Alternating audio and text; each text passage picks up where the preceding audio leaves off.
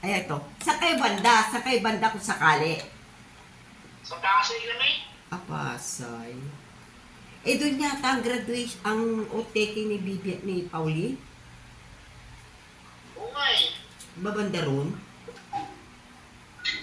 Alam ko, cultural eh. O, di ba magluluto na lang doon. Tsaka, ano ba yun? Order ng pansit. Isang bilao. Order ng pansit. Si Ivan nakaka-order naman. Si Ivan? Okay. O si Ivan. Andiyan naman si Ivan? Oo, dito yun. Andiyan. Saka si Rose eh. Andiyan si Rose. Wala pa? Hindi, si Rose nandiyan dyan sa Friday.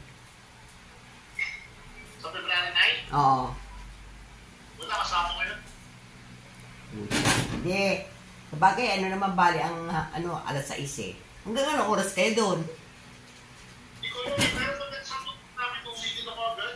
Oo nga, para maka-attend kayo ng outtaking ni Pauline. Andiyan na si Pedro eh. Diba? Andiyan na si Pedro pag nag-outtaking na si Pauline, diba? Ha? Sa February. February dating niya Peter eh. Baka nandito na si Peter lang. Andiyan na nga. Pagdating daw namin, nandiyan na siguro eh.